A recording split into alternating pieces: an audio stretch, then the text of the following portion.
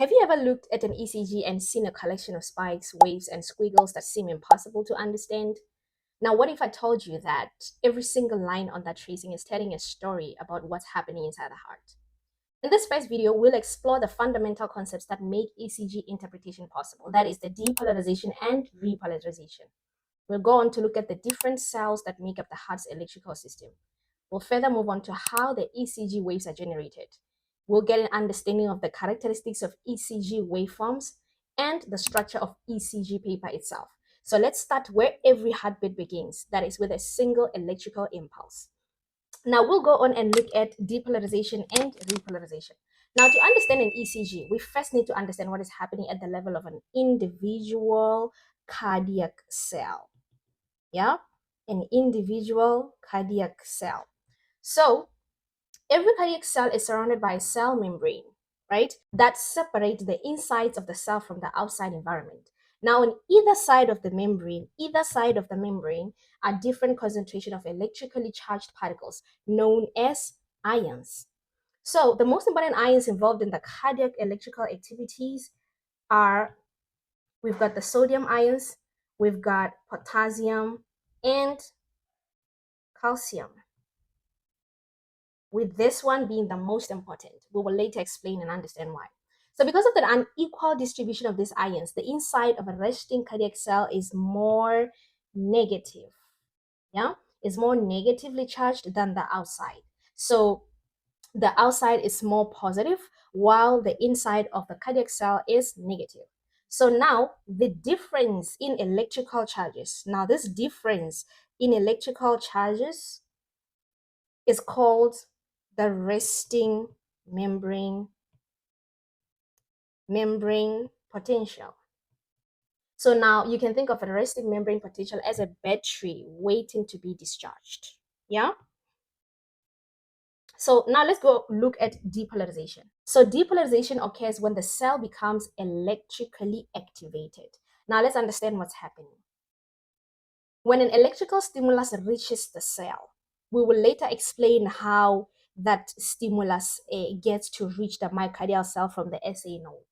So when the electrical stimulus reaches the cell, ion channels in the membrane, they open up. Now these are our channels, yeah? Ion channels in our membrane open up. So as these ion channels open up, they allow the positively charged ions to enter the cell. Now remember, we said the inside was more negative and the outside more positive, the resting membrane potential. So now when these ion channels open, this allows and facilitates the rapid influx of the positively charged ions into the cell. So as the positive ions flows inwards, the inside of the cell becomes less and less negative, eventually becomes more positive now in relation to outside, more positive in relation to outside. So this change in electrical charge is called depolarization.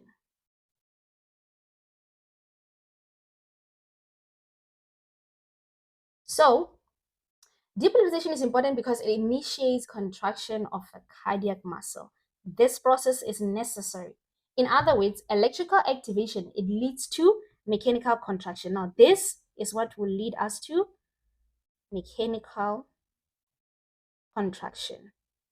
This is what facilitates the heart to perform its function of pumping. So whenever a group of myocardial cells depolarizes, that part of the heart contracts. I hope that was clear. Now let's move on and look at repolarization. So after a cell has depolarized and contracted, it must return to its original state. Yeah? So from this state back to the state where we had a resting membrane potential. So this is necessary so that the cell could be activated again. Now this recovery process is called repolarization. During repolarization, potassium ions move outside the cell. Remember over here, we were more concerned with the sodium ions that would be entering the cell. Remember that influx that we talked about. Now, in this case, to reverse the process of depolarization, the potassium ions, the positive potassium ions, which are currently inside the cell, would now move out of the cell, restoring the negative electrical charge inside the cell. So as the membrane potential returns to its resting level, the cell becomes ready to respond to another electrical impulse. So without repolarization, the heart would be unable to generate a subsequent beat. Yeah? So a useful way to remember this is to say depolarization equals electrical activation and repolarization equals electrical recovery. So these electrical events, they form the basis of everything that we see on the ECG. So now let's go ahead and look at the cells of the heart. Although the heart functions as a single organ, it is made up of different type of cells. So each cell has a specialized role in the generation,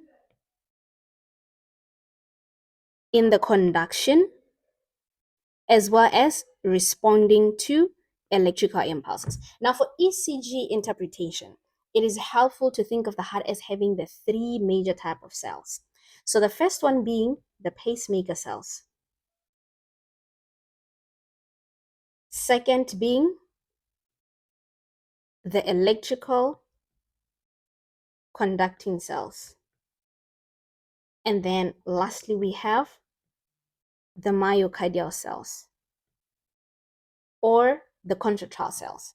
So together, these cells form a coordinated electrical and mechanical system that produces every heartbeat. Let's firstly look at the pacemaker cells. So the pacemaker cells are specialized cells capable of generating electrical impulses spontaneously. Impulses spontaneously. They do not need any vagal stimulation.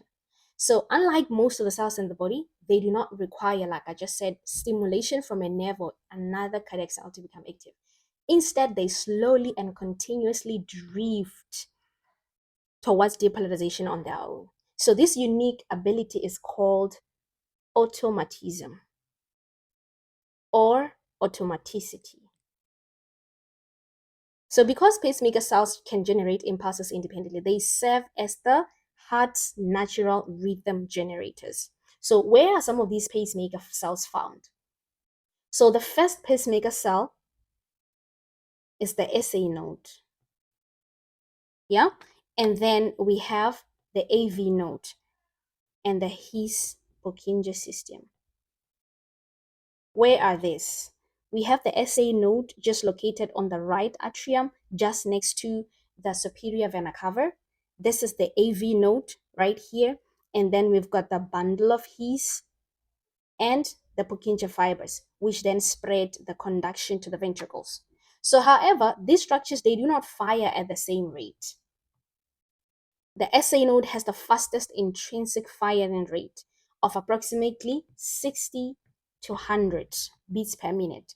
The AV node right here, it generates impulses at approximately 40 to 60 beats per minute. The Purkinje system can generate impulses at, no, the AV node is right here. The Purkinje system can generate impulses at a rate of 20 to 40 beats per minute. So since the SA node fires the fastest, 60 to 100, it normally suppresses the slower pacemakers and controls the heart rhythm. So that is why the SA node is being referred to as the heart's primary pacemaker. That is, it determines the rate of the heart. So why are pacemaker cells important? Without pacemaker cells, the heart would have no source of electrical activity. every normal heartbeat begins with the spontaneous depolarization of pacemaker cells within the SA node. So these cells are responsible for initiating the electrical impulse that eventually spreads through the entire heart. Now let's look at the electrical conducting cells. So generating an impulse is only part of the process by the SA node. So once the impulse is created, it must travel rapidly and efficiently throughout the heart so that all regions are activated in the correct sequence. So now this is the role of the electrical conducting cells. So these cells are specialized for rapid impulse transmission. Just the transmission. So they act like the heart's electrical wiring system. Yeah. So some of the components of the conducting system include the SA node, include, as you can see right here, includes the SA node, include the internodal pathways between the two nodes. It includes the AV node itself, the bundle of His, the right branch, the left branch, as well as our Purkinje fibers. So the impulse follows a highly organized pathway through these structures. So now let's look at why is the electrical conducting system necessary. So now imagine if every myocardial cell had to wait for its neighboring cell to pass the impulse along.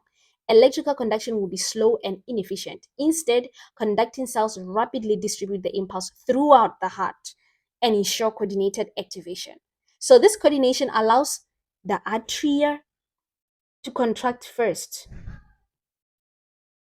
and then a brief delay at the AV node, and then the ventricles to contract afterward, and then both again to ensure that both ventricles contract nearly simultaneously. So without the specialized conduction system, the heart will contract, but in a disorganized manner, and pump blood ineffectively. So remember we said the atria first, secondly, brief delay at AV node, and then thirdly, we have ventricles contraction, which we have to ensure that it happens simultaneously. So why do you think we're supposed to have a brief delay at the AV node? This is to give time and ensure that the atria completely contracts and finishes while the ventricles are still relaxed and dilated to receive all the blood that is coming through the valves from the atrium into the ventricles. So we don't want a point whereby the ventricles start contracting while the atriums are still in a contracted state. So here is a helpful analogy. So if the heart was a building, pacemaker cells will be the power station generating electricity. And then the conducting system would be the electrical wiring carrying power throughout the building. And the myocardial cells would be the machines that are performing the actual work. Now we're going to look at the myocardial cells, that is our contractile cells. So the myocardial cells, they make up the vast majority of the heart's mass. These are the cells that are responsible for producing the force required to pump the blood. So unlike the pacemaker cells, the myocardial cells do not generate impulse spontaneously. And also, unlike the conducting cells, they are not specialized for transmission. So how do they actually work? When an electrical impulse reaches a myocardial cell, the cell firstly depolarizes. And then this depolarization triggers the release of calcium within the cell, initiating muscle contraction.